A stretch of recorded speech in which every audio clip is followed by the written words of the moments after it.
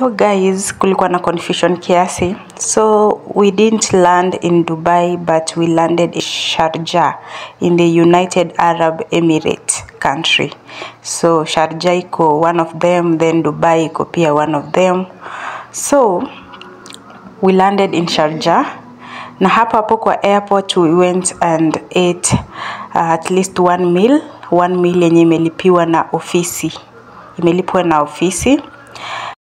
Safari ya kwenda airport hapo Kenya tulitoka saa 1 asubuhi, tukafika kitu saa 4 airport.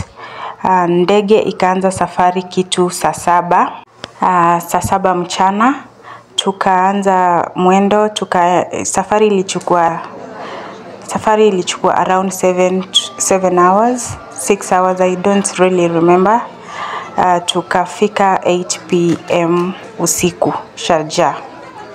So our next flight, imagine, ilikuwa the next day at 8 AM, which means we needed to sleep at the airport. Popote tu, kwa floors, wapi. I just wish ningerecord that part where we were sleeping at the airport on the chairs kwa waiting lounge. Wengine wamelala chini. Kama mtu akuwa amebeba masai shuka, kama blanketi, tungesafa jamani. So tulikula that one meal, enyewe ilikuwa poa, tulishiba. So we went on and tukatandika kwa mafloors kwa airport, tukaanza kulala. Tungoje 8 AM asubuhi tuanze safari ya kwenda sasa Saudi Arabia, Dammam. We are heading to our next flight in Sharjah. So tunapanda hiyo ndege pale, tunaenda sasa Saudi Arabia. So funny how yani wanatuweka kwa kigari ndio watusindikishe hadi karibu na ndege. It was just a walking distance. Haiku make sense kuwekwa kwa gari hapo ati tunaenda kwa ndege. So finally hiyo ndio ndege yenye inatupeleka Saudi, Dammam. Penye tutafika kwa ofisi, then tuanze sasa kazi, tuanze kuuzwa. Let's see. So it was just a 30-minute flight from Sharjah to Dammam. So tumefika Saudi Arabia, Dammam. Hiyo ni ndege sasa inatafuta kulanda. So guys, angalia venye Saudi ni dry, angalia venye Dammam ni very dry. Nikirecord hivi ilikuwa inakaa desert. So stay tuned, let's see what happens. I sat next to a Saudi Arabian lady who was very nice to me. I'm telling you, kuna wa Saudi Arabia wenye ni wazuri. So she was friendly, we took pictures, she bought me food, she was nice. Finally we landed in Saudi Arabia, Dammam. Finally.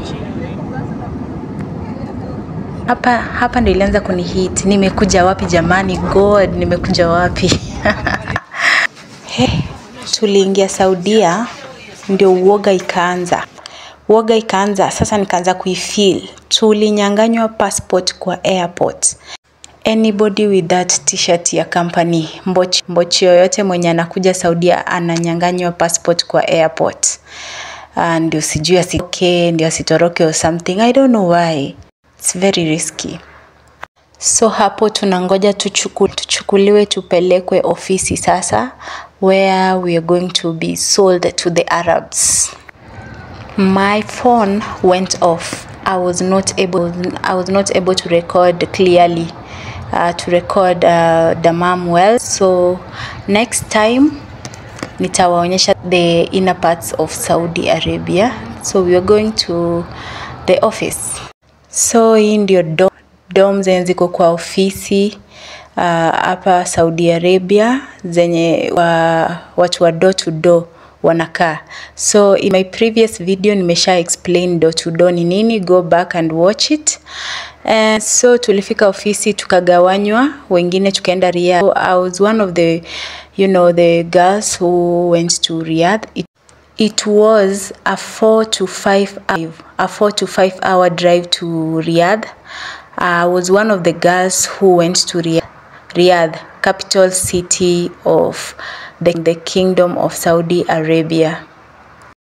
Tukasettle sasa, kungoja sasa Warabu waanze kutununua mmoja. Warabu waanze kutununua mmoja.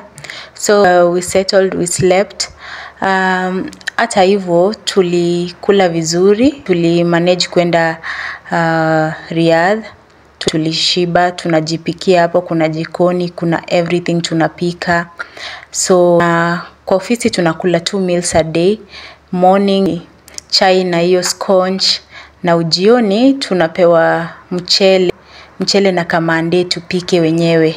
Dom ilikuwa zimegawanywa kwa group mingi kwa sababu kuna wenye wametoka Uganda walikuwa na dom yao, Kenya dom yao, Bangladesh dom yao, India dom yao. Wasichana kutoka India, Bangladesh, Indonesia wanakuja kufanya kazi Saudia.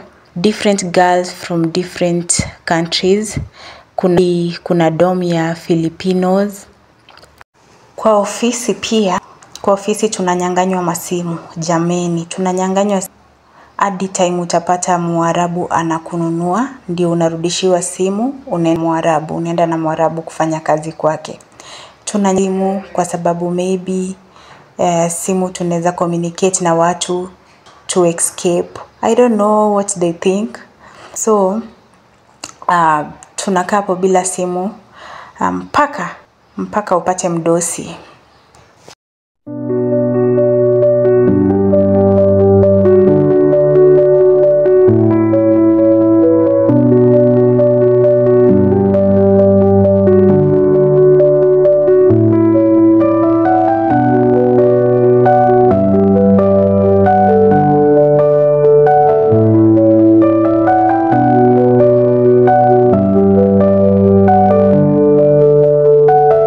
So Warabu wanakuja, wanaangalia wanataka msichana mgani, kama ni Mkenya, kama ni Muethiopia, kama ni Mfilipino. So basically it's just a market where they choose one girl for a certain period of time, then unarudi, anachukua mwingine.